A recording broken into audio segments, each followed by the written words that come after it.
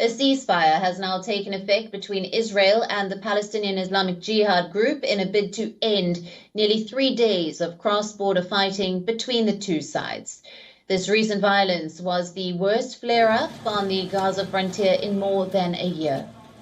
The Egyptian-brokered ceasefire took effect at 11:30 p.m. local time on Sunday. Israeli strikes and Gaza rockets continued in the minutes leading up to the truce. Now, the leader of the Palestine group, meanwhile, has affirmed that their movement is still strong even after the truce.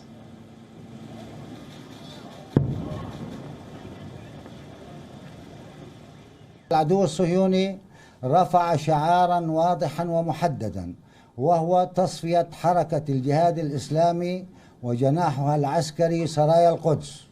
اليوم بعد توقف الاشتباكات وتوقف النار نرى المشهد واضحا. حركة الجهاد الإسلامي بقيت قوية وثابتة وأكثر قوة. Now, joining us for more on this story, our correspondent Jodie Cohen is joining us live from Ra'anana in Israel. Hello to you, Jodie. Now, do you think that the ceasefire will hold?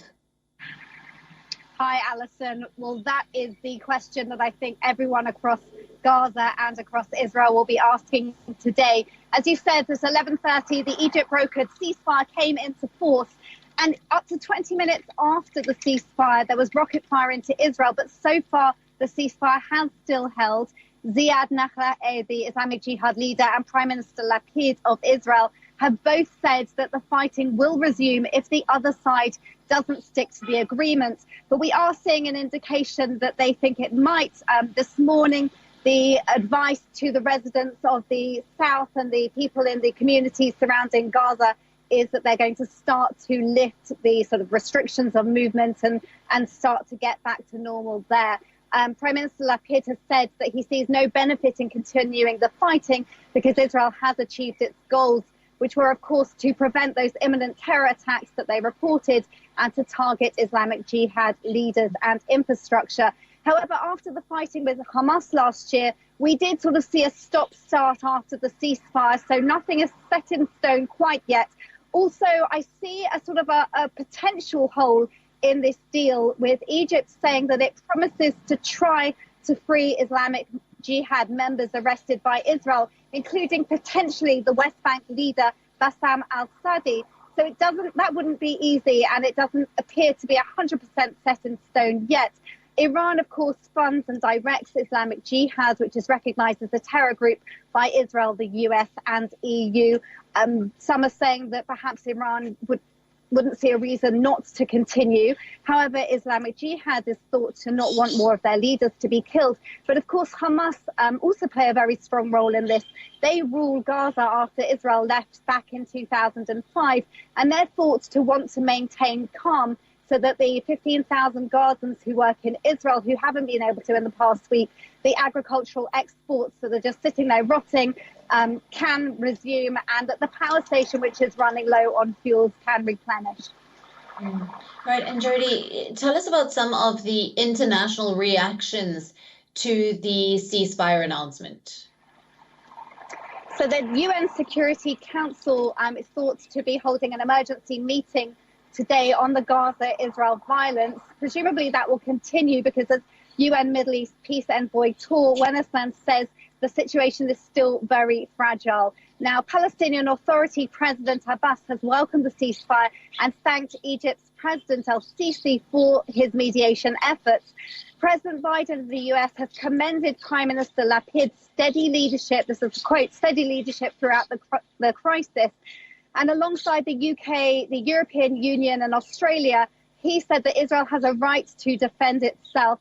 Now, the IDF, the Israel Defense Forces, said that Islamic Jihad fired 935 rockets and mortars into Israel over the past 3 days, and that the Iron Dome had a 97% success rate. If you look at videos of firing both sides, the straight lines you can see are the rockets coming from Islamic Jihad towards Israel, and the wiggly lines on the other side are the Iron Dome missiles intercepting them. And President Biden said he's proud to support the Iron Dome, which has saved countless lives. Mm. And Jodie, we know that Israel is denying responsibility for many of these civilian deaths. What can you tell us about that? So Israel says that 50 people on their side were taken to hospital with injuries because of the rocket fire, and credits the Iron Dome largely with the minimal casualties relatively. On the Palestinian side, Hamas says that 44 Palestinians have been killed, including 15 children. Now, Hamas, of course, blame Palestinian Islamic Jihad. They blame Israel for those deaths. Israel says that any civilian death is a tragedy, but they deny responsibility for the majority of those deaths. They say that actually the majority of civilian deaths, I should say, they say the majority of deaths are actually from Islamic Jihad fighters.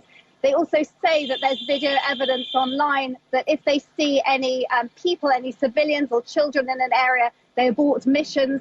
They say that they call residents before to check that an area has been cleared. And they also say that 160 rockets have fallen short from Islamic Jihad, and also say that there's video evidence for that. And in fact, President Biden, also lamenting the civilian deaths, of course, said, he talked, and this is a quote again, whether by Israeli strikes or by Islamic Jihad positions, or the dozens of Islamic Jihad rockets that reportedly fell inside Gaza. So no doubt there'll be investigations into that. Absolutely. Jodie, thank you very much for bringing us all the latest details. WION, now available in your country. Download the app now. Get all the news on the move.